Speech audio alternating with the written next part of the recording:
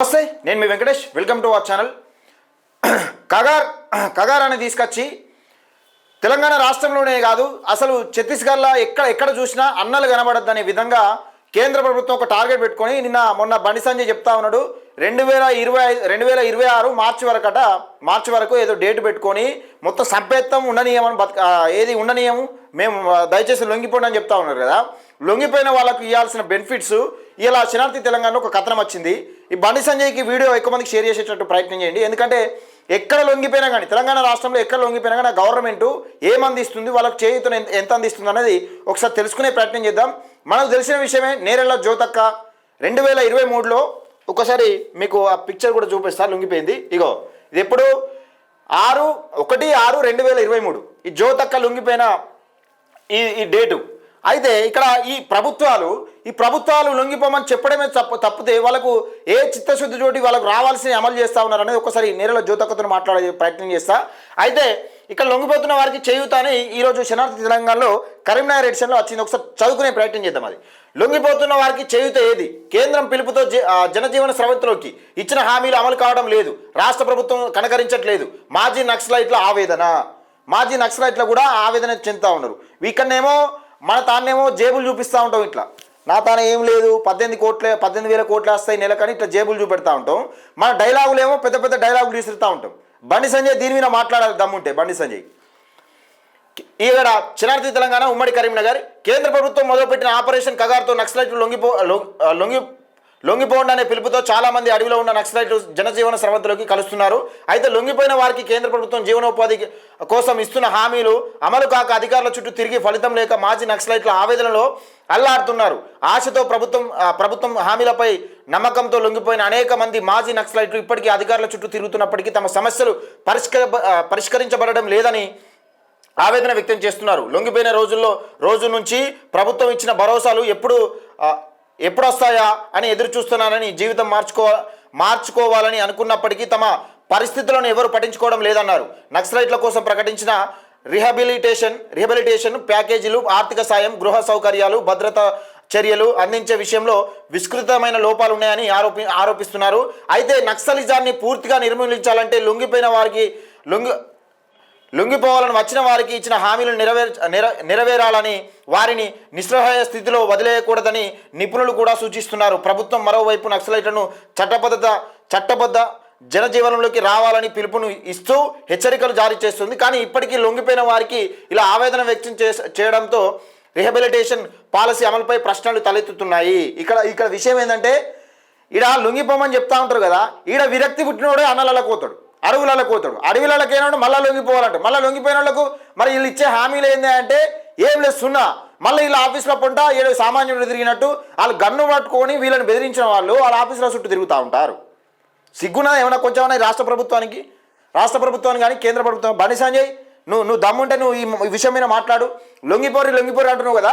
ఎప్పుడు జ్యోతక్క ఎప్పుడు లొంగిపోయింది? ఇగో 1/6/2023 1/6/2023 2024 2025 2 సంవత్సరాల పైన అయింది. ఏమిచ్చిరా జ్యోతక్కకు? ఒకసారి మాట్లాడే ప్రయత్నం చేద్దాం. నేరెళ్ళ జ్యోతక్కతో ఒకసారి మాట్లాడే ప్రయత్నం చేద్దాం. అదే మీద ఏంటంటే మీ బుద్ధులు మారాయి అన్నట్టు అట్లా.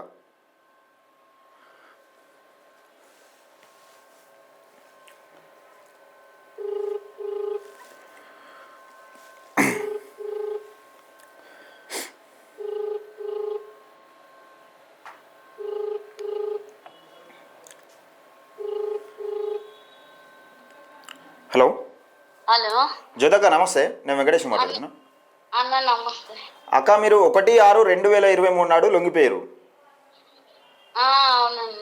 మీకు రావాల్సిన బెనిఫిట్స్ ఏమి ఇచ్చిరాక? ఈ రాష్ట్ర ప్రభుత్వం నిజంగా మీ పైన ఎట్లా చిత్తశుద్ధితో పనిచేస్తుంది? ఏ విధంగా హామీ ఇచ్చిర్రు? మీకు అసలు ఏమేమి ఇస్తామని చెప్పారు? ఎంతవరకు ఇచ్చిర్రు? అయితే రిహాబిలిటేషన్ కింద అసలు సరెండర్ అయిన నక్సలైట్లకు అగ్రికల్చర్ ల్యాండ్ 5 acres ఇవ్వాలి. అంటే జిల్లా కేంద్రంలో? అవునన్నా. ఓకే. తర్వాత మనకు ఒక హౌస్ ప్లాట్ ఇవ్వాలన్నా. ఓకే. మన పైన ఏదైతే రివార్డ్ ఉందో అది కూడా ఇవ్వాలి. మీ పైన ఎంత రివార్డ్ ఉండే అప్పుడు? నా పైన నాకైతే 5 లక్షలు ఇచ్చిర్రు అన్న. అంటే మీ పైన అంతే ఉండేనా? అంటే ఎక్కువ ఉండేనట, కాకపోతే ఇక నేను ఇన్ఫర్మేషన్ ఇవ్వలేదని చెప్పేసి ఆ, ఇక అందుకోసం తగ్గించిర్రు అని చెప్పేసి అన్నారన్న. ఓకే. ఇంకా ఇక మనకు జీవనోపాధి కింద ఏదన్నా ఉద్యోగ అవకాశం కూడా కల్పించాలన్న. ఉమ్. ఇప్పుడు కానీ కల్పించిరా ఇవేవి అక్క? మరి ఇప్పుడు మీకు ఏమైనా ఉద్యోగం ఇచ్చిరా? ఏం లేదన్న. ఇక నేను అవన్నీ కాకుండా నాకు వ్యవసాయ భూమి అయితే ఇయ్యండి, ఒక హౌస్ ప్లాట్ ఇవ్వండి. ఉమ్, ఎందుకంటే నేను ఉండాలి అంటే నాకు ఒక ఇల్లు అయితే అవసరం కదా. ఉమ్, నేను ఏదన్నా చేసుకోవాలి అంటే నాకు వ్యవసాయ భూమి అవసరం. ఇప్పుడు మనం వేరే వాళ్ళని ఏం అడగలేం కదన్న. అవునవును. ఇప్పుడు ఇంటి వాళ్ళ పైన కూడా నేను ఏం ఆధారపడలేను. అవునవును. అంటే మీరు చాలా రోజులుగా ప్రజల కోసం కొట్లాడదామని అడవిలోకి వెళ్ళిన వాళ్ళు మీకు ఇక్కడ అసలు వాస్తవానికి ప్రజలతోనే సత్సంబంధాలు ఉండేవి కదా మీకు. అవును. ఎవరిని అడిగే పొజిషన్ కూడా ఉండేది కదా. ఆర్థికంగా కానీ ఏ పరంగానైనా కానీ మీరు అన్ని వదులుకొని అడవులోకి వేయరు కదా అక్క. ఇప్పుడు మనము భూమి కోసం పోరాటం చేసిన వల్ల మనకే భూమి లేకుండా పోయింది కదా. అవును అవునక్క. మరి ఏమంటున్నారు ఇప్పుడు ఆది శ్రీనివాస్ గారు కానీ ఇంకా ఈ బండి సంజయ్ గారు ఈ మొన్న ప్రెస్ మీట్ పెట్టి 2026 మార్చి లోపల లొంగిపోండి లేకపోతే టార్గెట్ పెట్టుకున్నాడంటే అమిత్ షా వినడని చెప్తున్నారు కదా. మరి లొంగిపోయిన వాళ్ళకు ఈ బండి సంజయ్ ఈ రాష్ట్ర ప్రభుత్వాలు ఏం అమలు చేస్తున్నాయి అనేది ఒక్కసారి ఆ బండి సంజయ్ గారిని కలిసిరా? నేను కలవలేదన్న బండి. ఒకసారి కలవండి, ఒకసారి బండి సంజయ్ గారికి కూడా కలవండి. నేను ఇట్లా జ్యోతక్క అని నేను అడవుల పాలైతే నన్ను రమ్మని చెప్పారు, ఇక్కడ జనజీవన స్రవంతిలో కలవమని చెప్పారు. మరి నాకు ఇచ్చిన హామీ ఏది? మీరేమో లొంగిపోమని చెప్తున్నారు. మళ్ళీ నేను కూడా ఈ సామాన్య ప్రజల లెక్క ఆఫీసుల చుట్టూ తిరిగాను. ఒకసారి కలవండి అక్క. అయితే అన్న నేను కలెక్టర్ ఆఫీస్కి అయితే ఎన్నిసార్లు పోయినా నాకు తెలియదు అన్న. అయితే అప్పుడు కలెక్టర్ గారు రమ్మని చెప్పేసి అంటే పోయినా. సందీప్ కుమార్ జా ఉన్నప్పుడు ఇస్తా అని చెప్పేసి అన్నారు. హౌస్ ప్లాట్ ఒక్కటి సిరిసిల్లలో చూపించిన దానికి సంబంధించిన పేపర్స్ మనకి ఇవ్వలేదు. అగ్రికల్చర్ ల్యాండ్ ఇద్దామమ్మా అని అన్నారు. ఏదన్నా అక్కడనే పెండింగ్ లో పెట్టేసారు. ఎందుకు పెండింగ్ లో పెడతారని అడగపోయారు ఒకసారి? ఇక నేను అడిగినా కూడా ఆయన అసలు ఎట్లాంటి రెస్పాండ్ కాలేదు. తర్వాత కలెక్టర్ బదిలీ అయిపోయిండు. దాని తర్వాత ఎమ్మెల్యే గారిని కలిసిన మల్లన్న దగ్గరికి పోయినన్న. ఆదిశీనన్న కలిసిరా? అయితే మల్లన్న దగ్గరికి పోయినా ఫస్ట్. ఓకే. ఈ కలెక్టర్ గారితో కాలేదు కాబట్టి మల్లన్న దగ్గరికి పోయినా. మల్లన్న దగ్గరికి పోతే అక్కడ నుండి లెటర్లు కొట్టించిండు. ఒకటి కలెక్టర్ గారికి, ఒకటి ఎమ్మెల్యే గారికి, ఇద్దరికి. ఉందా లెటర్? ఉందా?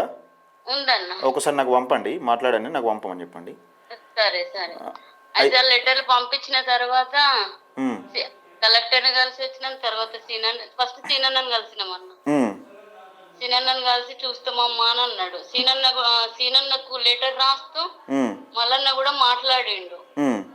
ఎందుకంటే మన బీసీ బిడ్డే కదా, మనం ఖచ్చితంగా ఏదో ఒకటి చెయ్యాలి, ఆమెకు రావాల్సిన ఏపో మనకి ఇప్పియాలి అని చెప్పేసి మాట్లాడితే సరే అని చెప్పేసి సీనన్న అన్నాడు.